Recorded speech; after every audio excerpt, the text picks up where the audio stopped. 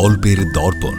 এই দর্পণে প্রতিফলিত হবে নানা ধরনের হাসি, কান্না, প্রেম, ভয়, রোমাঞ্চ ও মায়াজালে ঘেরা অনেক গল্পগাথা। নমস্কার, গল্পের দর্পণে আপনাদের সবাইকে স্বাগত। বইমেলা শুরু হচ্ছে। হ্যাঁ, কলকাতা 2026 আন্তর্জাতিক বইমেলায় গল্পের দর্পণের যে গল্পগুলো রয়েছে, সেই গল্পগুলোকে যদি আপনারা পুস্তক আকারে আপনার নিজের সংগ্রহে রাখতে চান, তাহলে অবশ্যই বইমেলার 120 নম্বর স্টলে আপনাকে আসতেই হবে। 26শে জানুয়ারি বইমেলায় অনুষ্ঠিত হচ্ছে সম্মাননা দিবস। আমরা নিজস্ব কমিউনিকেশনের তরফ থেকে সৌমিত্র চট্টোপাধ্যায় স্মৃতি ও জীবনকৃতি পুরস্কার, এছাড়া সমরেশ বসু জীবন স্মৃতি পুরস্কার এবং দিলীপ কুমার গুপ্ত জীবন স্মৃতি পুরস্কার আমরা প্রদান করছি 26 তারিখ SBI অডিটোরিয়ামে। এবার ফিরে আসি আমাদের গল্পের দর্পণে। গল্পের দর্পণের আজকের গল্প ঝুঁটি কাটা রহস্য। অনেক মানুষের তন্ত্র সাধনার প্রতি আগ্রহ থাকে, কারণ মানুষ নিজের যৌবন ধরে রাখতে ভীষণভাবে চায়, কিন্তু যা ধরে রাখা যায় না, একসময় বার্ধক্যের গণ্ডিতে যখন সবাইকে পড়তে হয়, তখন মানুষ খোঁজে নানা রকম উদ্দেশ্য। কিভাবে, কি নীতি অবলম্বন করে, কি রীতি অবলম্বন করে তারা তাদের বয়সকে ধরে রাখতে পারে। আজকে সেরকমই একটি তন্ত্র সাধনার উপরে নির্মিত গল্প, ঝুঁটি কাটা রহস্য। ছোট ছোট মেয়েদের চুল কেটে নিয়ে গিয়ে কিভাবে তাদেরকে হিপনোটাইজড করে তাদেরকে দিয়ে না না না আর বলবো না। এবার গল্পে ফেরা যাক। আসুন শুনে নিন।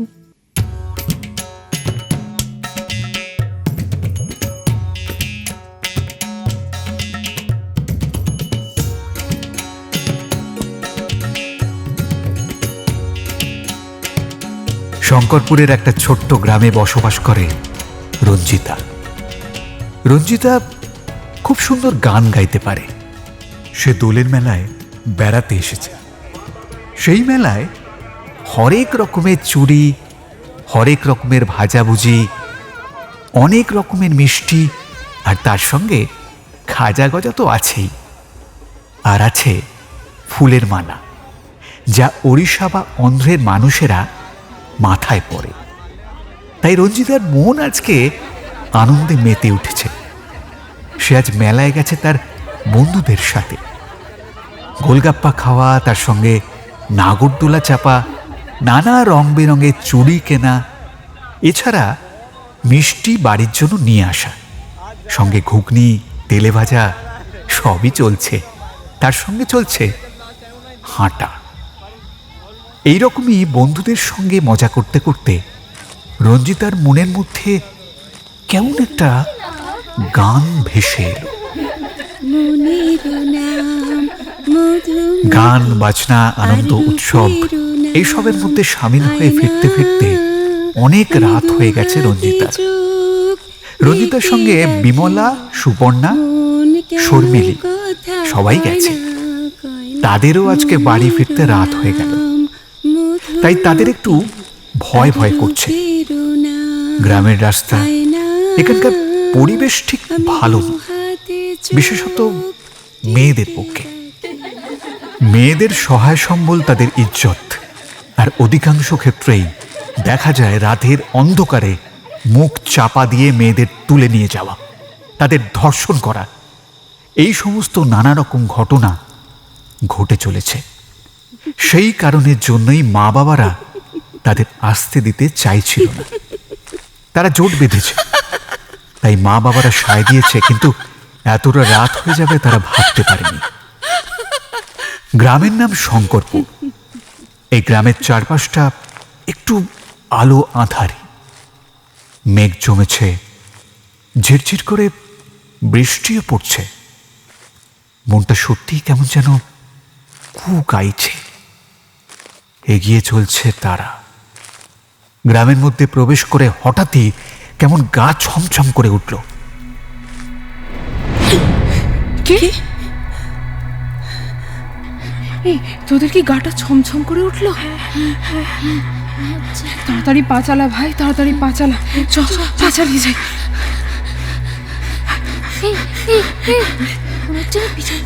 সবাই মিলে একটা সিদ্ধান্ত নিল তাড়াতাড়ি করে পা চালিয়ে বাড়ির দিকে যেতে হবে। সবাই তাড়াতাড়ি পা চালাচ্ছে, কেউ কেউ পিছন দিকেও তাকাচ্ছে। পিছনে তাকাস না।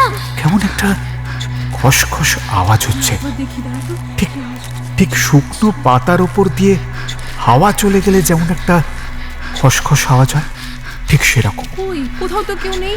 মনে হচ্ছে কেউ যেন হেঁটে আসছে, ঠিক সেরকম আওয়াজ। মাঝে মাঝে বিদ্যুৎ চমকাচ্ছে, বিদ্যুতের আলো তাদেরও চমকে দিচ্ছে। রাস্তায় একটা জনপ্রাণী নেই। দূরে যেন একটা শেয়াল ডেকে উঠল। কুকুরগুলো আর যেন কেমন তাদের পাত্তারি কুটিয়ে কোনো কন্দরে ঢুকে বসে আছে কে জানে। সুপর্ণাও বাড়ি এসে গেছে। দূর থেকে দেখা যাচ্ছে পুকুরটার ওপারে সুপর্ণার বাড়ি। বাড়িতে আলোও জ্বলছে।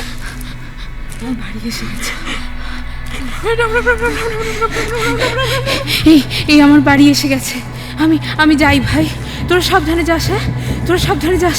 আমি আসছি রে, আমি আসছি। এলাম রে। হ্যাঁ, সাবধানে যাস।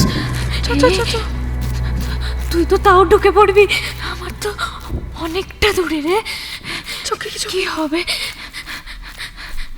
এইভাবে সুপর্ণা, শর্মিলী ও বিমলা একে একে সবাই বাড়ি চলে গেল। রঞ্জিতার বাড়ি একটু দূরে। রঞ্জিতার বাড়ি যেতে গেলে একটা বাঁশবাগান পার হয়ে যেতে হয়। বাঁশবাগানের মধ্যে প্রবেশ করার পর রঞ্জিতা মনে মনে ভাবছে লণ্ঠন হাতে হয়তো তার বাবা দাঁড়িয়ে থাকবে, কারণ তারা নিশ্চয়ই খুব চিন্তা করছে। কিন্তু এই ভেবে রঞ্জিতা খুব জোরে জোরে পা চালাতে লাগলো। সেই খসখসে শব্দটা কিন্তু এখনো পিছনে তাড়া করছে। কিছু একটা যেন আসছে।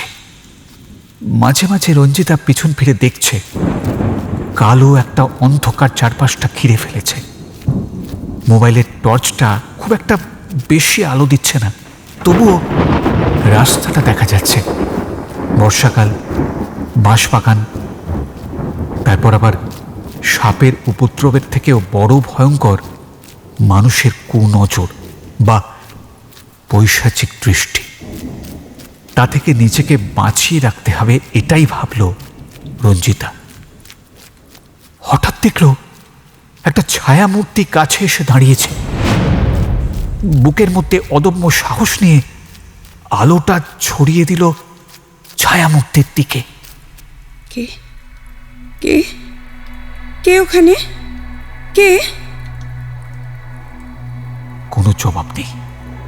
ছায়ামূর্তিটি আস্তে আস্তে রঞ্জিতার দিকে এগিয়ে আসছে। রঞ্জিতা ভয় পেল, আস্তে আস্তে পিছন দিকে ছুটতে লাগলো, তারপর প্রবল বেগে ছুটতে লাগলো। ছায়ামূর্তিও তার পিছু নিল। এই বলতে বলতে রঞ্জিতা ছুটতে লাগলো তার বাড়ির দিকে।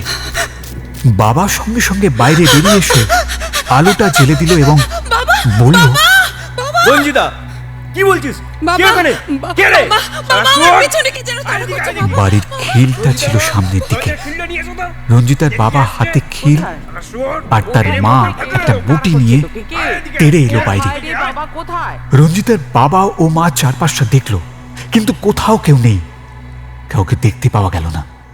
বাড়ির ভেতরে প্রবেশ করার পর তার মা তাকে সান্ত্বনা দিল। আসলে তুই ভয় পেয়েছিস তো, তাই তোর মনে হচ্ছে তোর পেছনে কেউ যেন ধাওয়া করছে। মাঝে মাঝে জানিস তো, বাঁশবাগানের মধ্যে যে কলা গাছগুলো আছে না, তাতে আলো পড়লে যে আলো ছায়া সৃষ্টি হয়, তাদের পাতাগুলো দেখলে মনে হয় কেউ যেন ঘুমটা দিয়ে দাঁড়িয়ে আছে। চল চল চল, আর চিন্তা করিস না বাবা, খাওয়া দাওয়া করে শুয়ে পড়, অনেক রাত হয়েছে। তোরা যে সকলে ভালোভাবে ফিরে এসেছিস তাই শ্রী জগন্নাথ দেবের অশেষ কৃপা। চল চল চল। এই বলে সবাই মিলে খাওয়া দাওয়া করে শুয়ে পড়ল। রাতের অন্ধকারে বাইরে ঝিঁঝি পোকা ডাকছে, মাঝে মাঝে বন বাঁধার থেকে শিয়ালও ডাকছে। গ্রামের কুকুরগুলো হঠাৎ চিৎকার করতে শুরু করে দিয়েছে। কি হলো কে জানে? ঘুমটা একবার ভাঙল রঞ্জিতার। তারপরে আবার সে ঘুমিয়ে পড়ল। ধীরে ধীরে ভোরের আকাশে আলো ফুটল।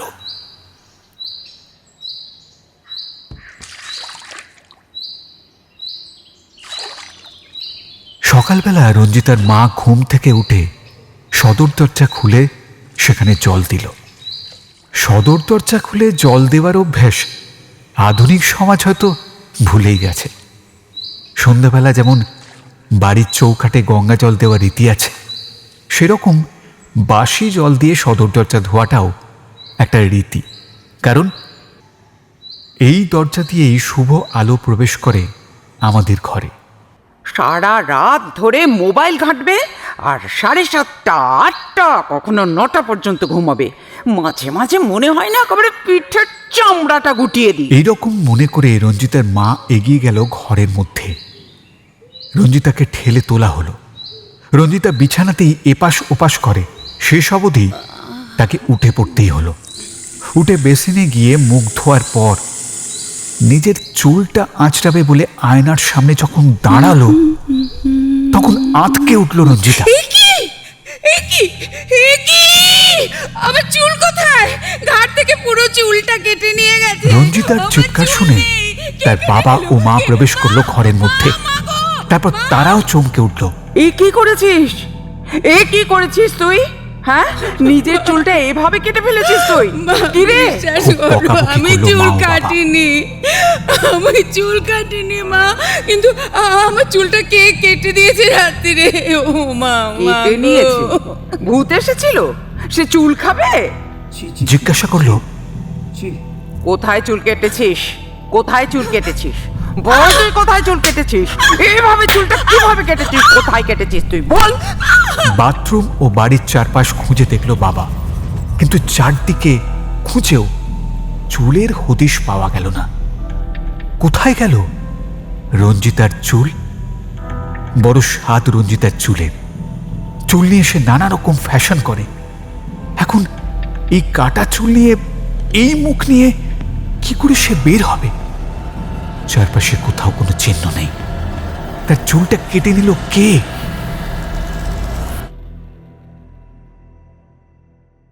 রঞ্জিতার বাবা বাড়ি থেকে বের হলো। রঞ্জিতা মোবাইলটা তুলে তার বন্ধু সুপর্ণা, শর্মিলী, তারপর বিমলা, সবাইকে ফোন করলো। আশ্চর্য, সবার ক্ষেত্রে একই অবস্থা। সবার বড় বড় চুল ছিল, আজ ঘাট থেকে চুলগুলো কাটা হয়ে গেছে। একথা জানতে পেরে সবাই মিলে উপস্থিত হলো থানায়। এমনকি গ্রামের পঞ্চায়েতকেও জানানো হলো। থানা থেকে গ্রামের সমস্ত ঘর সার্চ করা হলো। গ্রামের মধ্যে কারোর সাথে বাক বিতণ্ডা হয়েছে বা কোনো রকম অশান্তি হয়েছে কিনা সেটা জেনে তাদের ঘরগুলো সার্চ করা হলো। কিন্তু ঝুঁটিটা পাওয়া গেল না। গ্রামের একজন মোড়ল এক ওঝাকে ডেকে নিয়ে আসলো। প্রণাম মরল বাবু।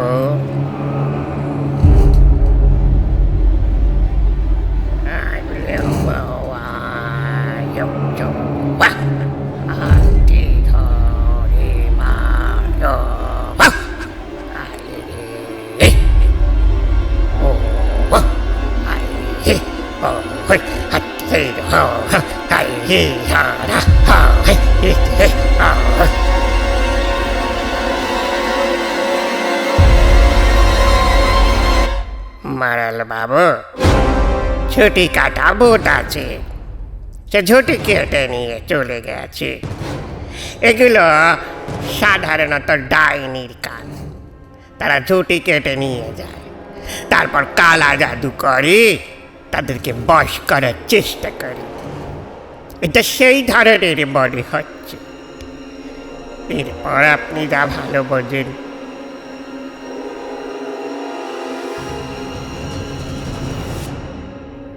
এদের মানসিকতার কোনো পরিবর্তন হচ্ছে কিনা সেটা লক্ষ্য করার জন্য তাদের মা বাবাদের পরামর্শ দিল। সবাই শোকস্তব্ধ। ভূত পেতনি এই সমস্ত বিষয় গ্রামের মানুষেরা বিশ্বাস করে চলে, কিন্তু পরিস্থিতি বেশ জটিল ও ঘোরালো।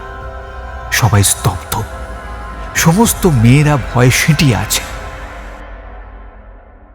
1 সপ্তাহ কেটে যাবার পর পরের সপ্তাহে ঠিক সোমবারে আরো 5টি মেয়ের চুল কাটা গেল। আবার পুলিশ, আবার পঞ্চায়েত, আবার সবকিছু। গ্রামের মেয়েরা রাতের অন্ধকারে আর বাড়ি থেকে বের হয় না।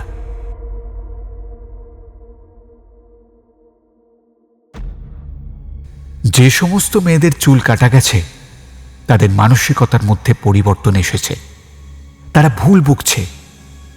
কেউ জানলার দিকে তাকিয়ে আছে তো তাকিয়েই আছে, কেউ বা লিখছে তো লিখেই যাচ্ছে, কেউ পড়ছে তো পড়েই যাচ্ছে, কেউ ঘর মুছছে তো মুছেই যাচ্ছে। সমস্যা কিন্তু বেশ জটিল।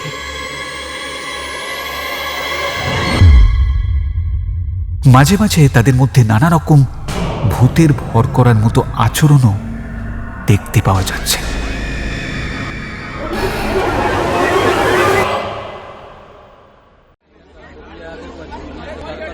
ছোটখাটো তন্ত্রবিদ্যা জানে সুজন। সুজন কোলাপুর নামক এক জায়গায় তার যজমানের বাড়িতে পুজো করতে গিয়েছিল। কোলাপুর থেকে তার জগদ্দলপুর যাওয়ার কথা। ট্রেন তখন এসে পৌঁছয়নি, কিন্তু সে কোলাপুর স্টেশনে বসে আছে। আর মাঝে মাঝে তার ছোটবেলার গ্রাম সম্বলপুরের কথা মনে পড়ছে। কেন আজ তার সম্বলপুরের কথা মনে পড়ছে তা কিন্তু কেউ জানে না। কোলাপুর স্টেশনের ধারে একটি চায়ের দোকানে সুজন এসে বসল। তার মনে মনে গ্রামের ছবি আঁকতে শুরু করল। একটু করে চা খাচ্ছে আর বহু স্মৃতি মনে পড়ে যাচ্ছে। পাকে চক্রে সেই চায়ের দোকানে উপস্থিত ছিল আর একজন। হঠাৎই সুজনের চোখ গেল তার দিকে। সে এতক্ষণ ধরে তাকে লক্ষ্য করে যাচ্ছে। কিছু বলবেন? এখানে এসে কেউ গ্রামের কথা মনে করবে না বা স্মৃতির কথা মনে পড়বে না, তা কি হয়? আপনি কি করে জানলেন যে আমি গ্রামের কথাই চিন্তা করছি? কে আপনি? তুমি যা করো তার থেকে একটু বেশি করি আমি। আমার নাম তরুণ। ও, আপনার অনেক নাম শুনেছি। আপনি আমাকে কিছু শেখাবেন? আমি এখন সম্বলপুরে যাচ্ছি। গ্রাম পঞ্চায়েতের প্রধান আমাকে ডেকে পাঠিয়েছে।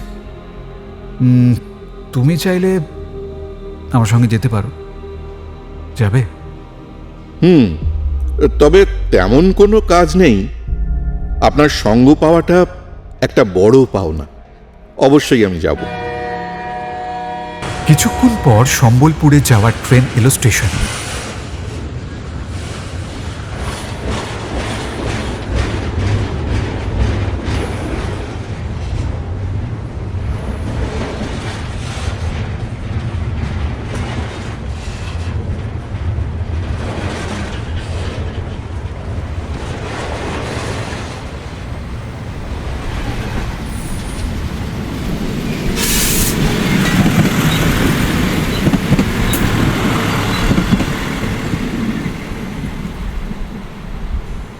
সুজন ও তরুণ দুজনেই এসে পৌঁছল সম্বলপুর। সেখান থেকে তারা টোটোয় করে পৌঁছল সম্বলপুরের পাশের একটি গ্রাম। গ্রামের মানুষ তাদের দুজনকে দেখে আশ্বস্ত হল।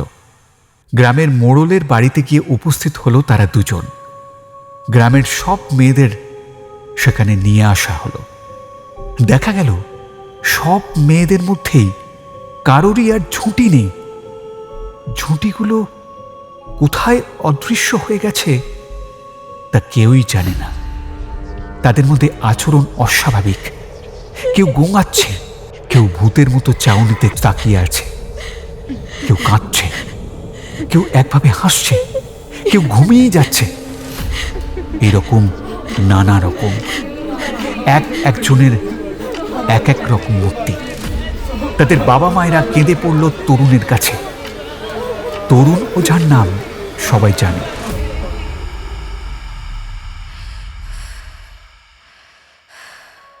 তরুণ বুঝল সেই গ্রামের মধ্যে কিছু একটা ঘটনা ঘটেছে। ঘটনাটা কি জানার জন্য মোড়ল মশাইয়ের সঙ্গে সে বসল। সে ঠিক করল সবাইকে সে মন্ত্রপ্রুত তাবিজ দেবে। সেই তাবিজে একটা মাদুলি থাকবে। একটি মাদুলির ভেতরে নানা রকম শেকড় বাকড় আছে। সেই মাদুলি তিনি হাতে বেঁধে দিতেই মেয়েরা প্রচণ্ড চিৎকার চেঁচামেচি করার পর যেন একটু স্বাভাবিকত্ব ফিরে এলো সকলের মধ্যে। তারা নিজেদের মা বাবাকে চিনতে পেরেছে। মেয়েরা বলছে খিদে পেয়েছে, তাতেই মা বাবারা সন্তুষ্ট। সেটুকু নিয়েই তারা মোড়লের বাড়ি ছেড়ে চলে গেল যে যার নিজের বাড়িতে। মোড়লকে নিয়ে রাত্রেবেলা বসল তরুণ ও সুজন। গল্পের নায়ক বলা ঠিক চলে না, তার কারণ এই গল্পে কোনো নায়ক নেই। মন থেকে বলছি, সুজন পিছনে, তরুণ সামনে। তরুণ লাল বস্ত্র পরিহিত, লাল ধুতি, গলায় লাল ওড়নি। তরুণের মাথায় ঝাঁকড়া চুল, গালে সামান্য দাড়ি, কপালে লাল তিলক। চোখগুলো বেশ বড় বড়। দেখলে মনে হয় চোখের দৃষ্টিটা যেন হৃৎপিণ্ডের ভিতরে ঢুকে কি যেন টেনে বার করে নিয়ে আসছে। যাই হোক, রাতের অন্ধকারে মোড়লের সাথে আর 5 জন বসে তারা আলাপ আলোচনা করছে। এর উৎপত্তিটা কোথা থেকে এলো সেটা জানার জন্য তরুণকে মোড়ল মশাই জিজ্ঞাসা করল। মোড়ল মশাই কোনো কিছুই খুঁজে পাচ্ছে না। ঘরের মাঝখানে বসে তরুণ আয়না বার করে। ঘরের চারপাশে পরিমণ্ডলে আটা ছড়িয়ে দেয়। মাঝখানে একটি স্টার আঁকা। আয়নার ঠিক নিচে জলের পাত্র। স্টারের মধ্যভাগে আয়নাটিকে এমনভাবে রাখা হয় যার প্রতিফলন পড়ে ওই জলের উপর। এরকম নানা রকম হিং ব্রিং মন্ত্র বিড়বিড় করে আওড়াতে আরম্ভ করল তরুণ। নানা রকম মন্ত্র আওড়াতে আওড়াতে হঠাৎ ঘরের মধ্যে ঝোড়ো হাওয়া এলো। তার সঙ্গে সঙ্গে আন্দোলন হতে থাকলো জলের মধ্যে, যেন ভেতর থেকে কিছু একটা ওপর দিকে উঠে আসছে, কিন্তু বুদবুদ নয়। এমন সময় তরুণ চোখ বন্ধ করল।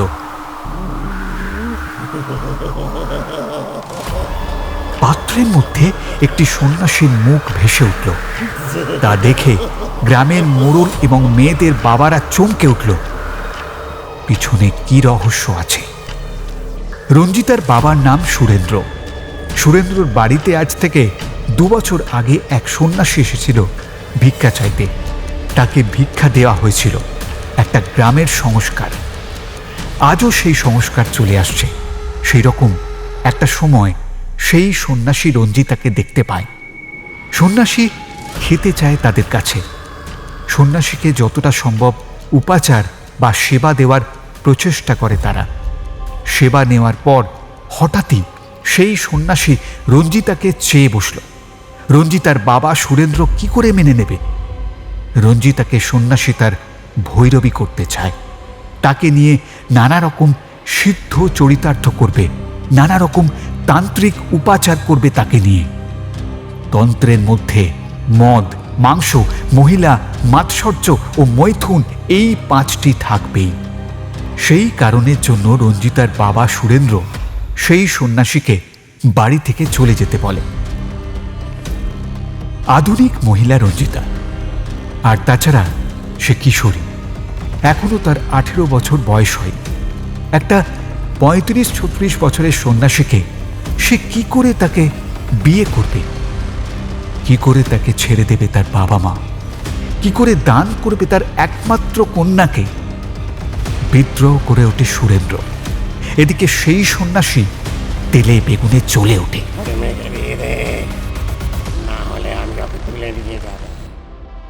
নানা রকম সাপ সাপান্ত দিতে থাকে।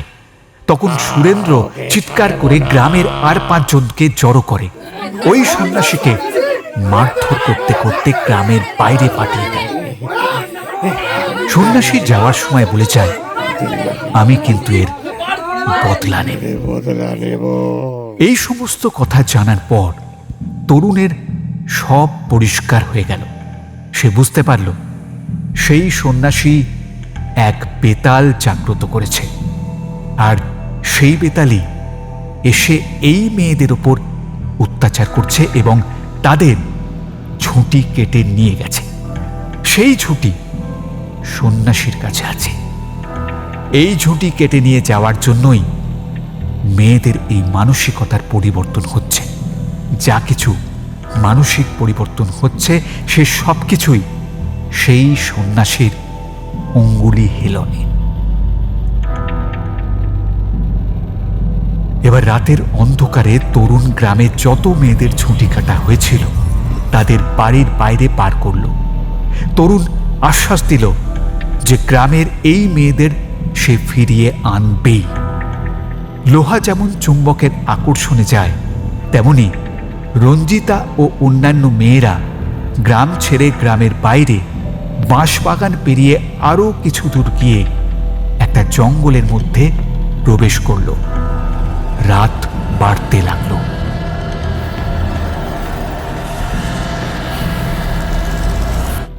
রাত যত বাড়ছে তাদের পদক্ষেপও দ্রুত হচ্ছে।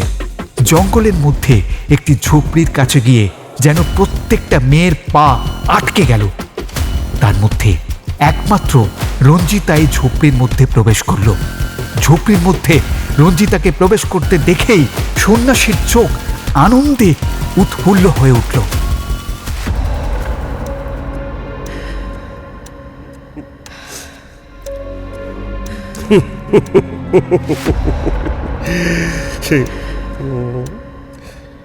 এই তো এসেছে, এই তো পেয়েছি, এই তো পেয়েছি আমার সেই ভৈরবীকে।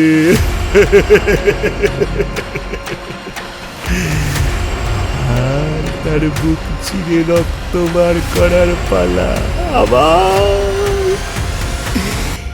এই রক্ত দেব আমার মাকে, আমার মাকে রক্ত দেব। পুজো হবে আজ, পুজো হবে আজ ষোড়শ মাতৃকার।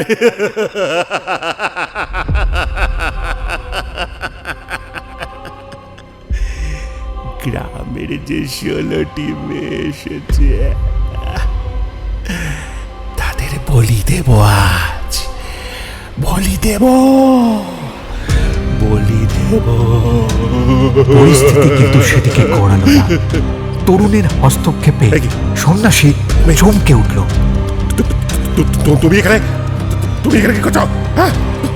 তুমি এখানে করছো? তন্ত্রের মত হচ্ছে তনুত্রয়কে ত্রাণ করা, মানুষকে মুক্তির পথ দেখানো, তাকে বদ্ধ করা নয়।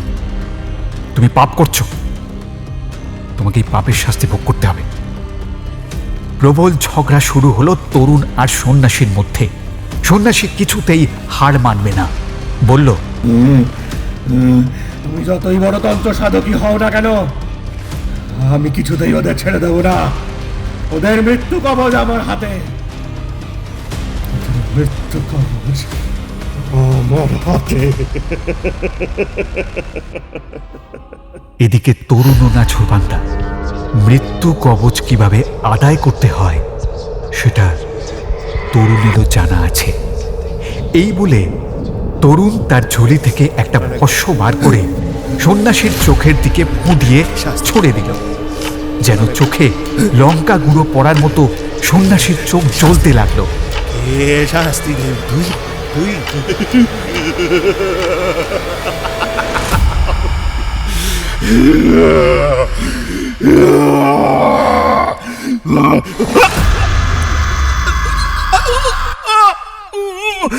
হুগলিকে সে বাইরে এলো।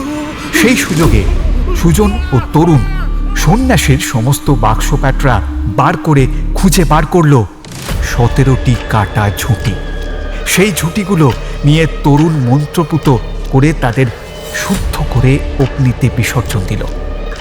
অগ্নিতে বিসর্জন দেওয়ার সঙ্গে সঙ্গে তার ভেতর থেকে উঠে এলো এক বিস্ফোরক রূপে প্রবল আর্তনাদ। চিৎকার করে সেই আর্তনাদ বাইরে বেরিয়ে এলো। তার মানে এই ঝুঁটির মধ্যে বেতাল বাঁধা ছিল। তাহলে এই বেতাল নিশ্চয়ই তার প্রতিশোধ নেবে। তাই মেয়েদের নিয়ে এখনই পালাতে হবে। তরুণ ও সুজন 17টি মেয়েকে নিয়ে দৌড়তে শুরু করলো। এই 17টি মেয়ে এখন স্বাভাবিকত্ব লাভ করেছে। তারা বুঝতে পেরেছে সবকিছু, যেন বহুদিন ঘুমিয়েছে। আজকে তারা জেগেছে। সতেজ তাদের মন, সতেজ তাদের মাথা। তারাও দৌড়তে শুরু করলো তরুণ ও সুজনের সঙ্গে। দৌড়ে ফিরতে ফিরতে ভোর হয়ে গেল। তারপর তাদের বাবা মায়ের হাতে তুলে দিয়ে তরুণ মোড়লের বাড়ি গিয়ে উপস্থিত হলো।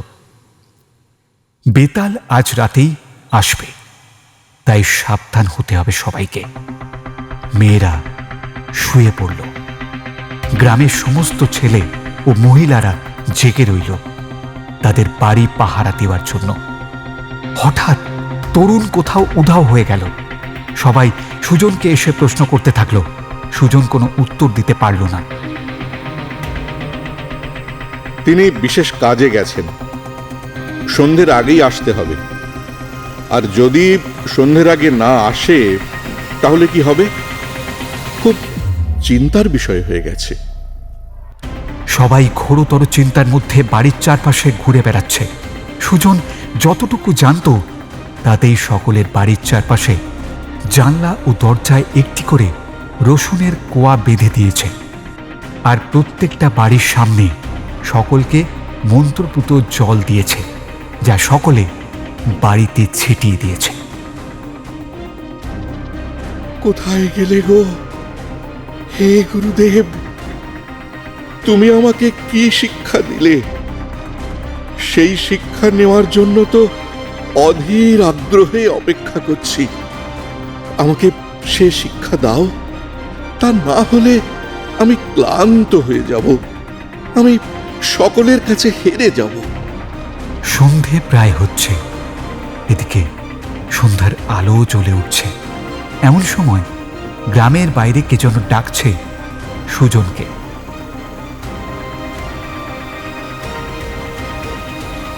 সুজন, সুজন! আরে, গলাটা তো চেনা লাগছে। এটা তো তরুণের গলা, গুরুদেবের গলা। দৌড়তে শুরু করলো সুজন। তরুণ গ্রামের বাইরে চারপাশে এক পরীক্ষার মতো দাগ কাটতে শুরু করলো এক চিমটে দিয়ে।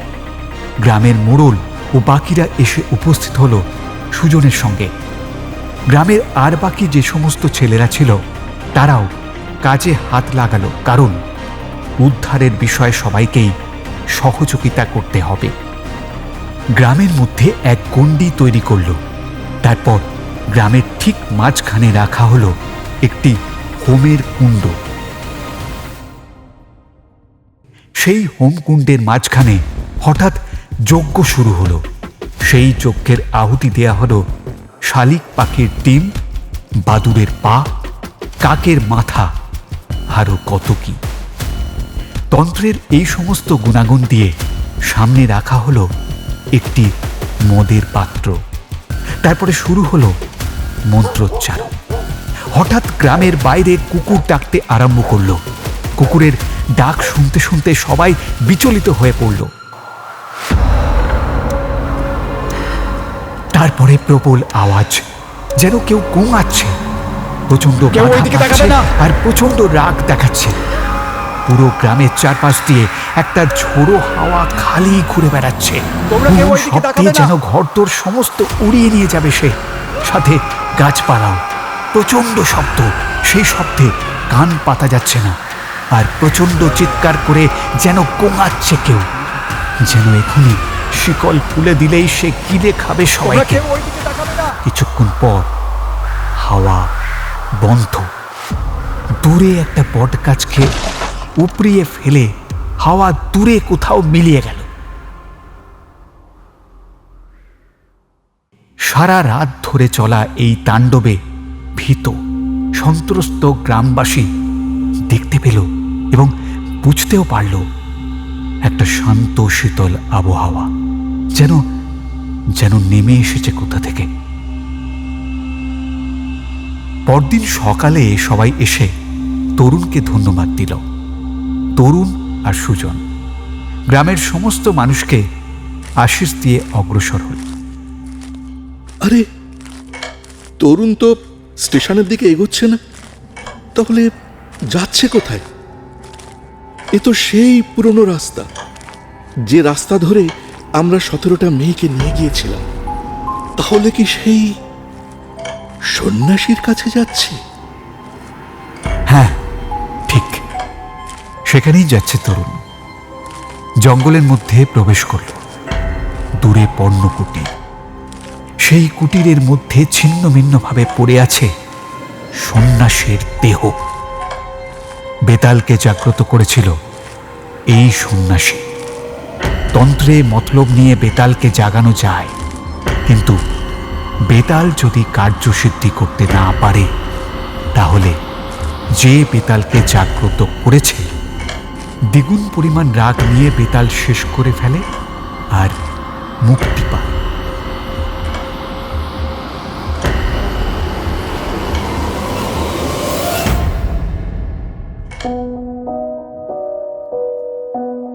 তাদের আর বুঝতে বাকি রইল না যে বেতালকে এই সন্ন্যাসী জাগ্রত করেছিল, কিন্তু সেই বেতাল গ্রামের মেয়েদের অনিষ্ট করতে পারেনি।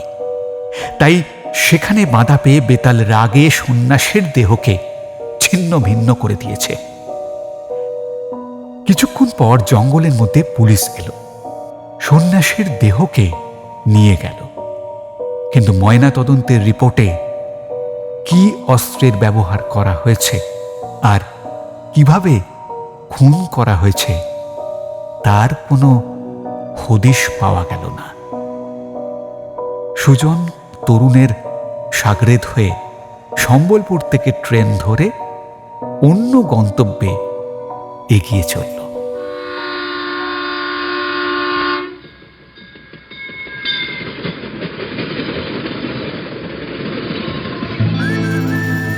আজকের মতো গল্পের দর্পণের সময় শেষ।